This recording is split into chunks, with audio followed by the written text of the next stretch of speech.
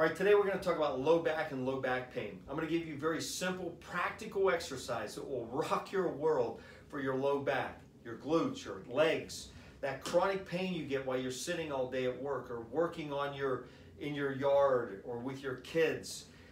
Back pain is the leading cause of disability. 70% of all disabilities, back pain. Many times you don't know how to treat it or work with it or the proper stretches. I'm going to give you exercises and strategies we use both in our office and what we send home with our patients. Very practical, everyone can do, and very powerful if you do them on a regular basis. Many times we're told to just simply bend and stretch. Oh, that low back, oh, it feels good.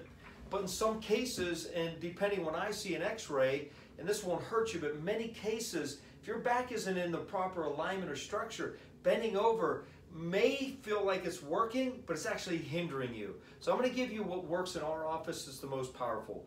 What happens is we usually get an imbalance of tight quadriceps, tight thighs, weak stomach muscles, weak hamstring muscles, and tight back. So what we want to do is a very simple stretch, and you can use a chair or a wall or something to balance with.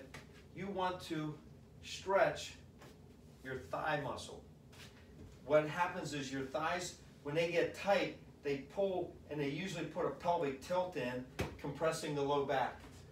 When you sit, you scrunch and you compress. This all gets tight. An advanced way to do this, here's a simple strategy, and you hold for about 10-15 seconds.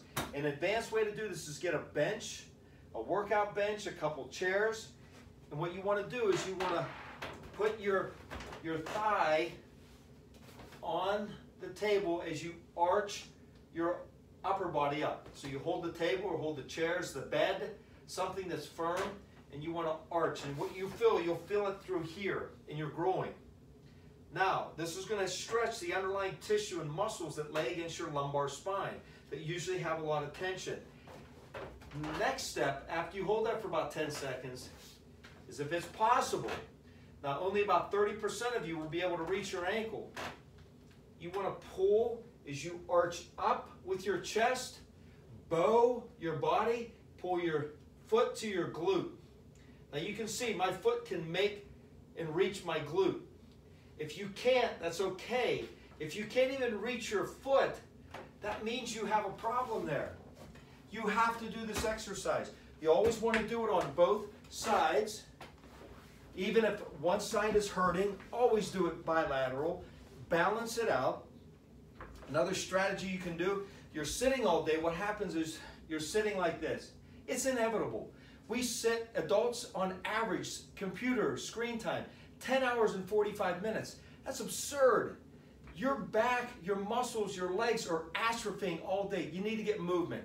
One very simple way to do this is to squat. I'm going to reposition so you can see. When I squat, my feet are flat.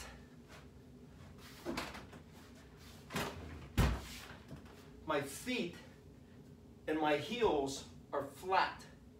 I want to squat as far down as I can. You should be able to do this. You should be able to squat, feet flat, arms in between your legs. That rocks your pelvis. It opens up the low back. It feels amazing. Now, if you can't do this, you go as far as you can. And if you get stuck or if you have bad knees, you do it the best you can. And you may need assistance getting back up. That's okay. You want to hold for 10 seconds, 20, 30 seconds. You can also kind of go from side to side, wobble around here a little bit, get a little bit of movement. This breaks the tension that you've been sitting all day. You can even do some squats, go the whole way up, whole way down. And we reposition.